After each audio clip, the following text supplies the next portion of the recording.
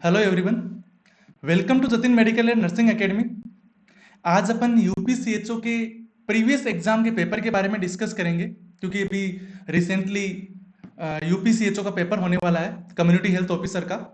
तो उसके लिए जो 2019 के अंदर जो पेपर हुआ था, उसके कुछ क्वेश्चंस है जिनको यहाँ पे अपन डिस्कस करेंगे। ओके, 2019 के अंदर जो पेपर हुआ था उसके कुछ एमसीक्यूज को अपन सोल्व करते हैं। ओके, क्वेश्चन नंबर 1 है, leading cause of maternal death in India. India के अंदर मेटरनल डेथ का लीडिंग कॉज क्या है? Option A anaemia, option B sepsis, option C haemorrhage, option D obstructed labour. तो मेटरनल डेथ का मोस्ट कॉमन कोज इंडिया के अंदर, या फिर लीडिंग कोज बोल सकते हैं कि सबसे ज्यादा यदि मेटरनल डेथ होती है तो उसका कारण क्या है? तो उसका रीजन होगा हेमरेज। यानी इसका करेक्ट आंसर क्या होगा? Option C. ऑप्शन सी इसका राइट आंसर है। हेमरेज के कारण से, पोस्टपार्टम हेमरेज पीपीएच के कारण से मेटरनल डेथ सबसे ज्यादा होती है इंडिया के अंदर। नेक्स्ट क्वेश्चन पे मूव होते। Following vector transmit the malaria disease. Malaria disease को ट्रांसमिट करने के लिए कौन सा वेक्टर है जो रेस्पॉन्सिबल है? Option A Aedes, option B male Anopheles, option C female Anopheles, option D Culex. तो दोस्तों, जो मलेरिया होता है इसको ट्रांसमिट करने के लिए फीमेल एनाफ्लीज है, ये वेक्टर इसके लिए रेस्पॉन्सिबल होता है। फीमेल एनाफ्लीज के द्वारा malaria one person to another person transmit होता है। और जो एडेज है इससे डेंगू ट्रांसमिट होता है, ये डेंगू के लिए रेस्पॉन्सिबल होता है। तो यदि डेंगू के लिए पूछा जाता है तो वहां पे आपका आंसर ऑप्शन ए एडेज अग्यापति रहेगा। ऑप्शन सी है फीमेल एनाफ्लीज, या मलेरिया के लिए रेस्पॉन्सिबल होता है। तो करेक्ट आंसर क्या रहेगा यहाँ पे? ऑप्शन सी रहेगा। नेक्स्ट क्वेश्चन पे चलते हैं। Blue black discoloration on the buttocks, back and sacral region of newborn is called. यानी सेक्रल रीजन के अंदर, यदि अपन बात करें सेक्रल रीजन के अंदर, यानी जो बेस ऑफ स्पाइन है अपना, जो बेस ऑफ स्पाइन होता है, जैसे स्पाइनल कॉर्ड है, स्पाइन है, इसके जो बेस वाला एरिया है इसको अपन सेक्रल रीजन बोलते हैं। इस एरिया पे, या फिर बोले कि बटक्स के ऊपर यदि कोई ब्लू प्लेग डिस्कलरेशन हो जाता है तो उसको अपन क्या बोलते हैं? Option A Mongolian spot, option B vernix caseosa, option C lanugo, option D buttocks mole. तो दोस्तों, जो ब्लू ब्लैक डिस्कलरेशन होता है बटक्स पे उसको अपन मंगोलियन स्पॉट बोलते हैं। क्या बोलते हैं उसको? मंगोलियन स्पॉट बोलते हैं। इसके अलावा जो वर्निक्स कैसियोसा है, ये थर्ड ट्राइमेस्टर के अंदर जो बच्चा होता है उसकी कवरिंग होती है, एक तरह की क्या होती है? कवरिंग होती है बॉडी के ऊपर, जो कि आफ्टर बर्थ वहां से रिमूव हो जाती है। इसके अलावा ऑप्शन सी में लेन्यूगो है, तो ये जो बच्चा होता है उसकी कंप्लीटली बॉडी के ऊपर हेयर होते हैं, हेयर होते हैं, जिन हेयर को अपन लेन्यूगो बोलते हैं। ये जो हेयर होते हैं इनके अंदर मेलेनोमा नहीं होता है, ये डिसकलरेड हेयर होते हैं। सेकेंडली, ये किसी भी बच्चे की स्किन की अपन बात करें तो सोल, पाम एंड नंबर 3 है लिप्स, यहां पे प्रेजेंट नहीं होता है। इसके अलावा जो कंप्लीट बॉडी है वहां पे स्मूथ हेयर डेवलप हो जाते हैं, जिनको अपन बोलते हैं लेनुगो। इसके अलावा ऑप्शन डी है बटक्स मोल, तो ये तो एक तरह से मेलेनो का ज्यादा सिक्रेशन होने के कारण से डिसकलरेशन हो जाता है स्किन का, बट ये ब्लैक डिसकलरेशन होता है, ब्लूइश डिसकलरेशन नहीं होता है, तो उसको अपन मोल बोलते हैं। तो यहाँ पे राइट आंसर क्या रहेगा? ऑप्शन ए रहेगा, यानी इसको अपन क्या बोलेंगे? मंगोलियन स्पॉट बोलेंगे। नेक्स्ट है, concentration of urine is controlled by. Urine का जो कंसंट्रेशन होता है बॉडी के अंदर उसको कंट्रोल करने के लिए कौन रेस्पॉन्सिबल होता है? बहुत सिंपल क्वेश्चन है। ऑप्शन ए बोल रहा है एमएसएच, यानी मेलेनोसाइट स्टिमुलेटिंग हार्मोन। इसका फुल फॉर्म होता है melanocyte stimulating hormone. Okay, melanocyte stimulating hormone, जो कि एंटीरियर पिट्यूटरी से रिलीज होता है। ये कहां से होता है? एंटीरियर पिट्यूटरी से रिलीज होता है। इसके अलावा जो एडीएच है, यानी anti diuretic hormone, anti diuretic hormone जो कि बनता तो हाइपोथैलेमस में है, इसका जो फॉर्मेशन है वो हाइपोथैलेमस में होता है, बट पोस्टीरियर पिट्यूटरी में स्टोर होता है और वहां से ही ये रिलीज होता है। जो ऑक्सीटोसिन होता है ये भी पोस्टीरियर पिट्यूटरी से रिलीज होता है और हाइपोथैलेमस में बनता है। इसके अलावा एसीटीएच यानी एडिनोकोर्टिकोट्रोपिक हार्मोन, जो कि एडिनल ग्लैंड से, हालांकि ये सीक्रेट तो होता है एंटीरियर पिट्यूटरी से, बट ये एडिनल ग्लैंड पे जाके काम करता है। कहां पे? एडिनल ग्लैंड पे जाके काम करता है और एडिनल ग्लैंड से कोर्टिसोल का सिक्रीशन करवाता है। क्या करवाता है? कोर्टिसोल का सिक्रीशन करवाता है। बट अपने क्वेश्चन में सिंपली पूछा गया है कि यूरिन की कंसंट्रेशन को कंट्रोल करने के लिए कौन रेस्पॉन्सिबल है? तो इसका राइट आंसर रहेगा आपका ऑप्शन बी, यानी एडीएच, एंटी डाययूरेटिक हार्मोन। ये किडनी से कितना यूरिन है उसको वहां से रीअब्जॉर्प्शन करवाना है उसका, उसके लिए रेस्पॉन्सिबल होता है और वहां उतना ही ज्यादा एंटीरियर पिट्यूटरी से सीक्रेट होता है। क्लियर है? तो एंटी डाययूरेटिक हार्मोन इसका आंसर रहेगा। इसके अलावा जो ऑप्शन ए है एमएसएच, ये किसके लिए रेस्पॉन्सिबल होता है? ये मेलेनिन का सिक्रीशन करता है जो कि स्किन को कलर प्रोवाइड करवाता है। जो ऑक्सीटोसिन है वो ब्रेस्ट एंड यूट्रस पे जाके काम करता है, ब्रेस्ट एंड यूट्रस पे जाके काम करता है, यानी वहां पे कॉन्ट्रेक्शन करवाता है। जहां पे ब्रेस्ट का कॉन्ट्रेक्शन करवाने से मिल्क का इजेक्शन होता है। हालांकि यदि एग्जाम में आपसे क्वेश्चन पूछ लिया जाता है ऑक्सीटोसिन का कि ब्रेस्ट से एक तो मिल्क का प्रोडक्शन होता है, यदि मिल्क का प्रोडक्शन की बात आती है तो इसके लिए कौन रेस्पॉन्सिबल होता है? प्रोलेक्टिन होता है इसके लिए प्रोलेक्टिन होता है। और जब मिल्क के इजेक्शन के लिए या फिर सिक्रीशन के लिए कौन रेस्पॉन्सिबल होता है? तो उसके लिए ऑक्सीटोसिन होगा, यानी ब्रेस्ट का कॉन्ट्रेक्शन करवाएगा जिनके कारण से जो मिल्क है वो ब्रेस्ट से आउटसाइड आएगा। इसके अलावा यूट्रस का जो कॉन्ट्रेक्शन होता है उसके लिए भी कौन रेस्पॉन्सिबल है? ऑक्सीटोसिन रेस्पॉन्सिबल है, जो कि पोस्टीरियर पिट्यूटरी से रिलीज होता है। इसके अलावा ऑप्शन डी में है वो बता दिया गया आपको कि एड्रिनल ग्लैंड के ऊपर जाके काम करता है और कोर्टिसोल का सिक्रीशन करवाता है। और जो एसीटीएच है, एडिनोकोर्टिकोट्रोपिक हार्मोन है, वो एंटीरियर पिट्यूटरी से रिलीज होता है। ओके, बट हाइपोथैलेमस से निकलने वाले हार्मोन के प्रभाव में रिलीज होता है। ओके, चले नेक्स्ट क्वेश्चन के ऊपर। Where do you administer an intramuscular injection on a 10 month old child? देखो 10 महीने का बच्चा है और 10 महीने के बच्चे को अपन यदि आईएम इंजेक्शन लगाएंगे तो कहां पे लगाएंगे उस साइट के बारे में पूछा गया है। ऑप्शन ए डेल्टोइड पे लगाएंगे, ऑप्शन बी एंटीरियर लेटरल लगाएंगे, ऑप्शन सी बटक्स पे लगाएंगे, या ऑप्शन डी है मीडियो लेटरल लगाएंगे। तो दोस्तों जब 10 महीने के बच्चे के बारे में पूछा गया है तो उसको अपन क्या बोलेंगे? इन्फेंट बोलेंगे, यानी इन्फेंट यानी 1 साल से छोटा बच्चा। और इस तरह के बच्चे को अपने को जब भी आईएम इंजेक्शन लगाना होता है, इंट्रामस्कुलर इंजेक्शन लगाना होता है, तो वो कहां लगाते हैं? एंटीरियर लेटरल थाई पे लगाते हैं। ओके, तो इसका राइट आंसर क्या रहेगा? ऑप्शन बी रहेगा। नेक्स्ट क्वेश्चन पे मूव होते। Following gas most commonly use in cryosurgery. जो क्रायोसर्जरी करते हैं किसी भी पेशेंट का, तो वहां पे ऐसी कौन सी गैस है जिसको सबसे ज्यादा यूज किया जाता है? देखो यूज करने के लिए और भी बहुत सारी गैसेज होती है, सिर्फ सिंगल गैस नहीं होती है, और भी बहुत सारी गैसेज होती है, बट यहां पे पूछा गया है कि मोस्ट कॉमनली कौन सी यूज होती है।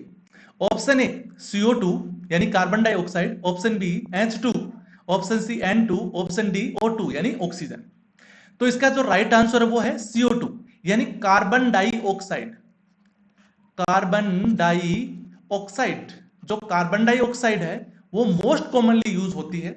इसके अलावा नाइट्रस ऑक्साइड भी यूज होती है, नाइट्रस ऑक्साइड भी यूज होती है, बट यदि मोस्ट कॉमनली पूछा जाए तो वहां पे आपका आंसर क्या रहेगा?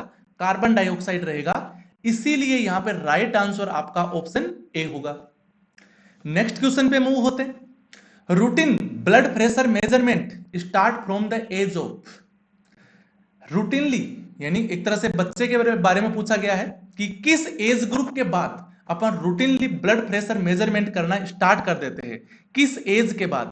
जैसे कोई बच्चा जन्म लेता है तो जन्म लेते ही तो उसका ब्लड प्रेशर अपन मेजरमेंट करना स्टार्ट नहीं कर देते, क्योंकि उसके वाइटल साइंस के अंदर कभी भी ब्लड प्रेशर नहीं होता है।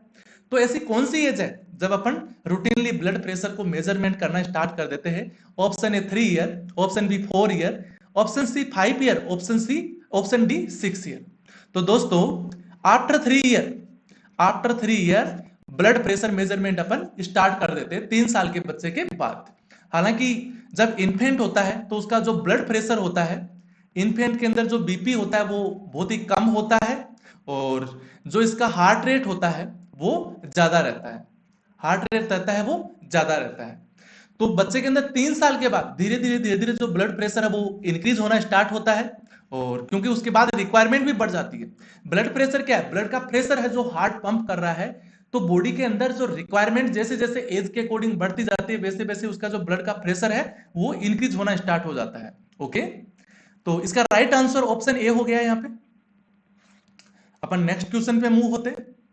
Vaccination is not contraindicated in, ऐसा कौन सा यहाँ पे कंडीशंस है जिसके अंदर अपन वैक्सीनेशन बिल्कुल भी नहीं कर सकते, एकदम कॉन्ट्राइंडिकेटेड होता है जहां पे वैक्सीनेशन अपन नहीं कर सकते, सॉरी जहां पे अपने को कॉन्ट्राइंडिकेटेड नहीं होता है। ठीक है, क्वेश्चन में ये पूछा गया है कि ऐसी कौन सी कंडीशन है जिसके अंदर वैक्सीनेशन कॉन्ट्राइंडिकेटेड नहीं होता है। ओके, यानी एक्सेप्ट बोल सकते हैं इसको। ऑप्शन है हाई फीवर, तो हाई फीवर के अंदर कभी भी वैक्सीनेशन अपन नहीं दे सकते, मींस कॉन्ट्राइंडिकेटेड होता है दोस्तों, कभी भी फीवर हो तो वहां वैक्सीनेशन नहीं कर सकते। ऑप्शन बी इन्फेक्शन है, तो इन्फेक्शन के अंदर भी कॉन्ट्राइंडिकेटेड होता है। ओके, ऑप्शन सी इम्यूनोसप्रेसिव कोई पेशेंट हो तो वहां पे भी अपन बिल्कुल भी नहीं दे सकते। ओके, ऑप्शन डी है डायबिटीज, तो डायबिटीज एक ऐसी कंडीशन है, वो एक प्रकार की डिजीज कंडीशन है जिसके अंदर वैक्सीन कॉन्ट्राइंडिकेशन का कोई मींस नहीं है, और वहां पे अपन दे सकते हैं, और यही अपना आंसर होता है, क्योंकि क्वेश्चन में नॉट कॉन्ट्राइंडिकेटेड पूछा गया कि कहां कॉन्ट्राइंडिकेटेड नहीं है, और राइट आंसर यहां पे क्या हो जाता है? ऑप्शन डी हो जाता है। Next question, revise national health policy of India was announced in, जो रिवाइज नेशनल हेल्थ पॉलिसी है इंडिया के अंदर वो कब अनाउंस की गई थी? ऑप्शन ए 1999 के अंदर, ऑप्शन बी 2002 के अंदर, ऑप्शन सी 2010 के अंदर, ऑप्शन डी 2008 के अंदर। तो रिवाइज नेशनल हेल्थ पॉलिसी कब अनाउंस की गई थी? तो इसका राइट आंसर है ऑप्शन बी, ऑप्शन बी 2002 के अंदर नेशनल हेल्थ पॉलिसी को रिवाइज किया गया था और अनाउंस किया गया था। नेक्स्ट क्वेश्चन पे मूव होते। Following age group is belong to eligible couple, ऐसा कौन सा एज ग्रुप है जिसको अपन एलिजिबल कपल बोल सकते हैं, कि वो कपल बोला जाएगा। जैसे कोई 15 ईयर का बच्चा है तो उसको अपन कपल थोड़ी बोल सकते हैं, 70 ईयर का कोई ओल्ड पर्सन है तो उसको कपल नहीं बोल सकते। कपल किस एज ग्रुप के लोगों को बोल सकते हैं, यानी मेल फीमेल को बात करें तो option A 15 to 25 year, option B 15 to 45 year, option C 25 to 40 year, option D 25 to 55 year. तो इसका राइट आंसर क्या रहेगा? 15 to 45 ईयर। यानी एक तरह से बोल सकते हैं कि ये जो एज होती है 15 to 45 ईयर, ये कौन सी एज होती है? ये रिप्रोडक्टिव एज होती है। क्या होती है? ये रिप्रोडक्टिव एज होती है, और इस रिप्रोडक्टिव एज को ही अपन क्या बोल सकते हैं? इलिजिबल कपल बोल सकते हैं, इलिजिबल कपल बोल सकते हैं इस एज ग्रुप के दो लोगों को, मेल फीमेल है तो उसको अपन इलिजिबल कपल बोल सकते हैं। ओके, तो राइट आंसर यहां पे ऑप्शन बी हो जाता है। नेक्स्ट क्वेश्चन पे अपन मूव होते।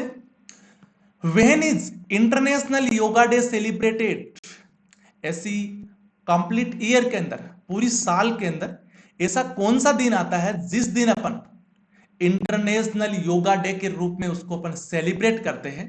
Option A 21 June, 22 April, 23 May, 24 June.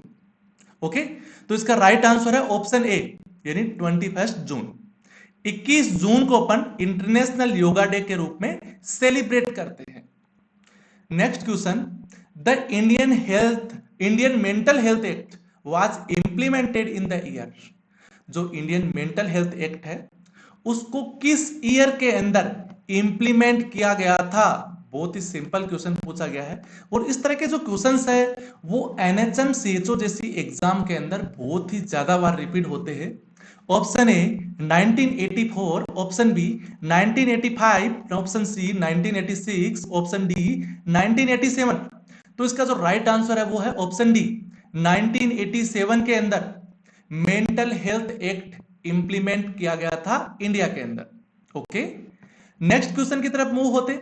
ओम्फेलोसेल is a birth defect visible age, जो ओम्फेलोसेल है एक प्रकार का बर्थ डिफेक्ट है, एक प्रकार का बर्थ डिफेक्ट है, बट इस प्रकार के बर्थ डिफेक्ट के अंदर ये जो बर्थ डिफेक्ट है वो किस प्रकार से और कहां पे दिखाई देता है? ऑप्शन ए बोल रहा है swelling of the scrotum, option B visible lump in the groin region, option C fistula between large intestine in urinary system, option D defect of abdominal wall at the umbilicus.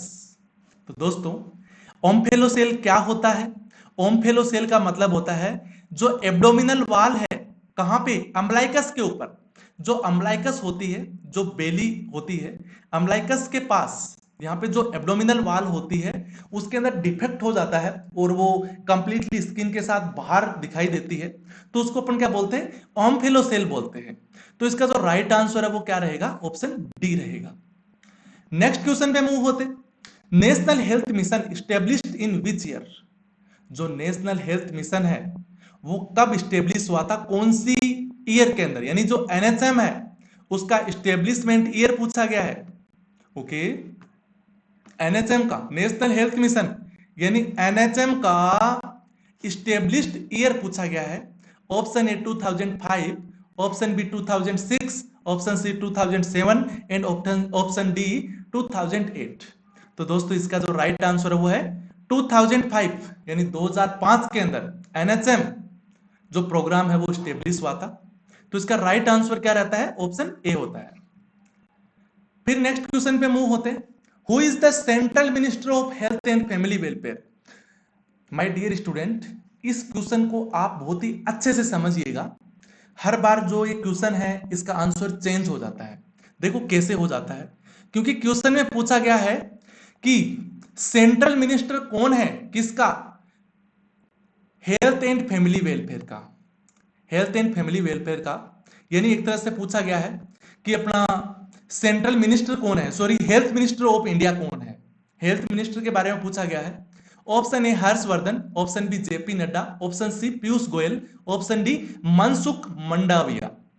देखो उस time exam में question आया था तब वहां पे Mansukh Mandaviya option में नहीं था, क्योंकि ये वहां पे उस टाइम हेल्थ मिनिस्टर नहीं थे। और ये पेपर हुआ था 2019 के अंदर, और 2019 के अंदर हेल्थ मिनिस्टर कौन थे? डॉक्टर हर्षवर्धन, डॉक्टर हर्षवर्धन थे। ओके, तो उस टाइम तो आंसर ये हुआ था, बट आज ऐसा क्वेश्चन आता है तो उसका आंसर क्या रहेगा? मनसुख मंडाविया, क्योंकि ये 2021 के अंदर जो हेल्थ मिनिस्टर है वो कौन है? मनसुख मंडाविया है। इसके अलावा जो पीयूष गोयल है ये कौन है? ये रेलवे मिनिस्टर है। इसके अलावा जो जेपी नड्डा है वो 2014 से लेके 2019 तक हेल्थ मिनिस्टर थे। ओके, तो कई बार एग्जाम में हो सकता है आपसे पूछ लिया जाए कि 2014 से 19 तक हेल्थ मिनिस्टर कौन था, तो वहां पे आपका राइट आंसर जेपी नड्डा होगा। बट यदि अभी करंटली 2021 के बारे में पूछा जाता है या फिर सिर्फ इतना सा पूछ लिया जाता है कि अभी हेल्थ मिनिस्टर कौन है family health and family welfare के, तो वहां पे आपका आंसर क्या रहेगा? ये मनसुख मंडाविया। ठीक है, तो चले नेक्स्ट क्वेश्चन के ऊपर, क्योंकि इसका आंसर अभी क्या रहेगा? अभी इसका आंसर ऑप्शन डी है। ओके, और उस टाइम इसका आंसर ए था। क्लियर है? Next question, normal respiratory rate of newborn is? एक न्यूबॉर्न की नॉर्मल रेस्पिरेटरी रेट के बारे में पूछा गया है। दोस्तों अभी जैसे मैंने आपको बताया था कि एक न्यूबॉर्न होता है, जब बच्चा जन्म लेता है तो उस कंडीशन में उसकी जो हार्ट रेट एंड जो रेस्पिरेटरी रेट होती है वो इंक्रीज देखने को मिलती है, और जो ब्लड प्रेशर है वो डिक्रीज देखने को मिलता है। तो जो न्यूबॉर्न है तो इसकी भी जो हार्ट रेट और रेस्पिरेटरी रेट है वो बढ़ी हुई मिलेगी या फिर ज्यादा होती है। तो इसकी जो रेस्पिरेटरी रेट होती है वो नॉर्मली 40 to 50, या फिर बोले तो बहुत सारी बुक है वो 40 से 60 बोलेंगे, बट यदि आपके क्वेश्चन के अंदर 30 to 40 भी आता है तो वो भी आपका आंसर है वो राइट रहेगा। तो आप यूं सोच के चलिए कि 30 से 60 के बीच में जो भी डाटा आता है उसके लिए कंपेरेटिवली जो उससे मिलता जुलता वो आपका राइट आंसर हो जाएगा। अपने ऑप्शन में दिया गया है, ऑप्शन ए 30 to 40 बोल रहा है, तो यही अपना आंसर होगा, बिकॉज ऑप्शन बी 12 to 15 है। ओके, जो कि बहुत कम है। एक तरह से बोल सकते हैं कि 12 से यदि कम होता है तब तो ब्रेडीपीनिया, एडल्ट के अंदर भी ब्रेडीपीनिया होने लग जाता है। हालांकि एडल्ट की नॉर्मल हो सकती है ये 12 से 15 बिल्कुल एडल्ट की एकदम एग्जैक्ट पूछा जाए तो ये रेस्पिरेटरी रेट होती है। और 18 टू 25 भी नहीं हो सकती, क्योंकि ये टेकीपीनिया होता है एडल्ट के अंदर। एडल्ट के अंदर इसको टेकीपीनिया बोलेंगे। तो यहां पे राइट आंसर क्या रहेगा? ऑप्शन ए रहेगा। फिर नेक्स्ट क्वेश्चन पे मूव होता है। Single deep crease across the centre of palm is typically seen in. Palm के, हाथ की हथेली के सेंटर के अंदर डीप क्रेस यदि पूरी की पूरी हथेली में आर पार निकल रहा है, तो उस कंडीशंस को अपन क्या बोलेंगे, या फिर इस तरह की जो कंडीशंस है, इस तरह की जो फाइंडिंग्स है, वो किस प्रकार की डिजीज कंडीशन में देखने को मिलती है, या फिर इसको टर्मिनोलॉजी वर्ड में क्या बोल सकते हैं? Option A Down syndrome, option B syndactyly, option C Potter syndrome, option D none of the above. दोस्तों इस क्वेश्चन को अच्छे से आप समझना, क्योंकि इस क्वेश्चन से आपके 10 क्वेश्चन सोल्व हो जाएंगे।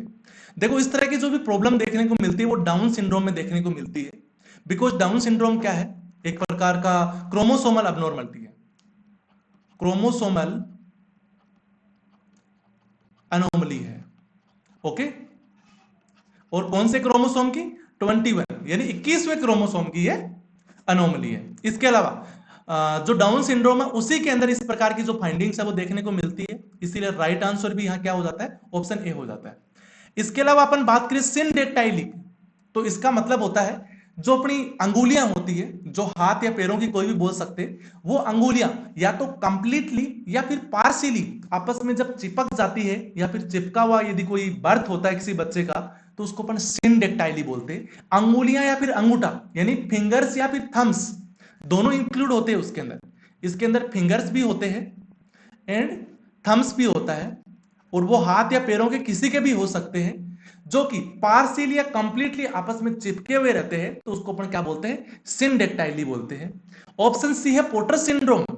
तो पोटर सिंड्रोम एक प्रकार की कंजेनाइटल अनोमली बोल सकते हैं, जिसके अंदर जब किसी में ओलिगोहाइड्रोएमनियोज होता है, ओलिगोहाइड्रोएमनियोज होता है, तो इसकी कॉम्प्लिकेशन के रूप में, इसकी कॉम्प्लिकेशन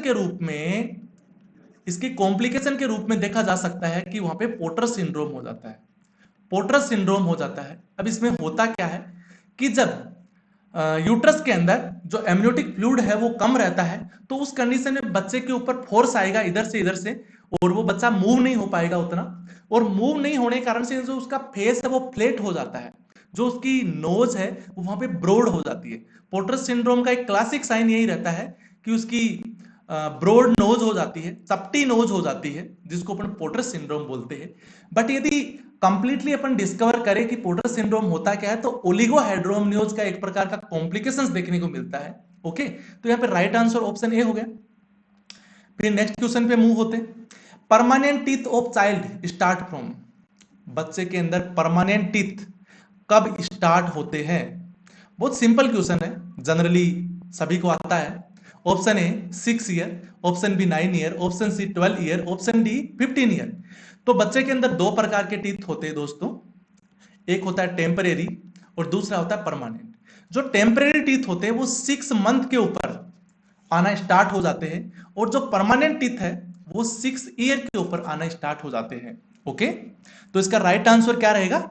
ऑप्शन ए रहेगा, यानी 6 साल पे जो परमानेंट टीथ है वो बच्चे के अंदर डेवलप होना स्टार्ट हो जाते हैं। क्लियर है? नेक्स्ट क्वेश्चन पे मूव होते हैं। द बेनिफिशियरी ऑफ आरबीएस के प्रोग्राम, जो आरबीएस के प्रोग्राम होता है, राष्ट्रीय बाल स्वास्थ्य कार्यक्रम, आरबीएस से को क्या बोलेंगे? राष्ट्रीय बाल स्वास्थ्य कार्यक्रम। उसका जो मेन बेनिफिशियरी होता है वो कौन सा एज ग्रुप रहता है? ऑप्शन ए 0 से 6 साल तक के बच्चे बेनिफिशियरी रहते हैं, ऑप्शन बी 0 से 12 साल के बच्चे, ऑप्शन सी 0 से 18, ऑप्शन डी 0 से 24। तो दोस्तों इसका जो राइट आंसर है वो है बेनिफिशियरी के अंदर 0 से 6 साल। हालांकि एग्जैक्ट आपसे पूछा जाए, हालांकि ऑप्शन के अकॉर्डिंग देखे जाए तो ऑप्शन ए होगा यहाँ पे, बल्कि आपसे एग्जैक्ट पूछा जाए तो 0 से 7 ईयर होता है। ओके, और आरबीएस के प्रोग्राम की फुल फॉर्म भी आपसे पूछी जा सकती है, तो राष्ट्रीय बाल स्वास्थ्य कार्यक्रम इसका फुल फॉर्म होता है। तो इसका राइट आंसर ऑप्शन ए हो गया। नेक्स्ट क्वेश्चन पे मूव होते। नेक्स्ट क्वेश्चन है hyper emesis ग्रेविड्रम is. Hyper emesis ग्रेविड्रम होता क्या है? ऑप्शन ए, जब किसी में बर्निंग मिक्चुरेशन होता है, यानी पेशाब के अंदर जलन लग रही है उसको, तो उसको अपन बर्निंग मिक्चुरेशन बोलते हैं। क्या इसको अपन हाइपरिमेसिस ग्रेविडियम बोल सकते? बिल्कुल भी नहीं बोल सकते। ऑप्शन बी है सीवियर टाइप ऑफ डायरिया, बहुत ज्यादा सीवियर टाइप का डायरिया है जिसकी कॉम्प्लिकेशन डिहाइड्रेशन होती है, तो इस प्रकार की सिचुएशन को अपन हाइपरिमेसिस ग्रेविडियम बोल सकते हैं? बिल्कुल भी नहीं बोल सकते, ये भी गलत कथन है। ऑप्शन सी है सीवियर टाइप ऑफ कॉन्स्टिपेशन, बिल्कुल भी नहीं। Option D severe type of vomiting in pregnancy, बिल्कुल सही आंसर है। ऑप्शन डी इसका राइट आंसर है कि प्रेगनेंसी के अंदर यदि सीवियर टाइप की वोमिटिंग दिखाई देती है, बहुत ज्यादा वोमिटिंग होती है, तो उसको अपन क्या बोलते हैं? हाइपर इमेसिस ग्रेविडियम बोलते हैं उसको। ठीक है, तो दोस्तों ये प्रीवियसली सीएचओ एग्जाम हुआ था यूपी का 2019 के अंदर, उसके कुछ क्वेश्चंस अपन ने डिस्कस किए हैं, और अगली जो नेक्स्ट पार्ट 2 आएगा उसके अंदर इसके जो बचे हुए और क्वेश्चंस हैं उनको अपन डिस्कस करेंगे। ठीक है, तो मिलते हैं नेक्स्ट वीडियो के अंदर।